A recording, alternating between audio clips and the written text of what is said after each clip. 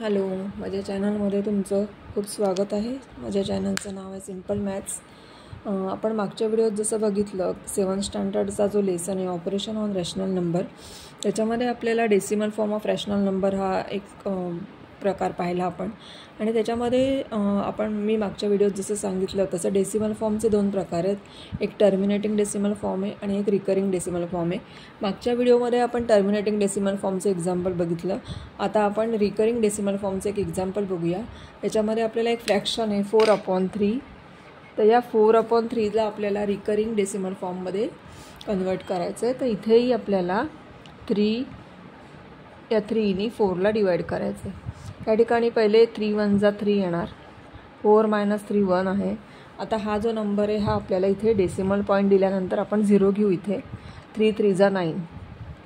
आता आपल्या ह्या ठिकाणी आपण कितीही वेळा जरी डिवाइड केलं तरी आपला रिमाइंडर 1 येतो आहे। परत 0 घेतला, परत 3 3 जा 9, असं आपण पुढेही करत राहिलो तरी याचा रिमाइंडर 1च येणार आहे, कारण 10 हा 3नी पूर्ण डिवाइड होत नाही।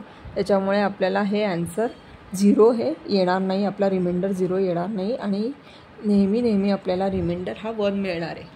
आता आपलं जे आन्सर आहे 1.333 हे कंटिन्यू राहणार आहे पुढे 333। तुम्ही कितीही मोठा डिव्हिजन केलं तरीसुद्धा तुम्हाला रिमाइंडर 0 मिळणार नाही।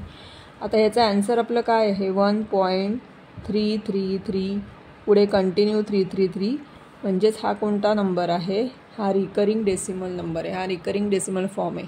आता आपण हा कसा लिहू शकतो 1.3। आता हा 3 जर रिपीट होत असेल तर 3च्या वर आपण हा एक पॉईंट देऊ शकतो। या पॉईंटचा जे मीनिंग आहे त्याचा अर्थ की आता हा 3 नंबर रिपीट होतो आहे, पुढे हा 3 नंबर हा रिपीट होतो आहे। याला म्हणतो आपण रिकरिंग डेसिमल फॉर्मचे एक्झाम्पल।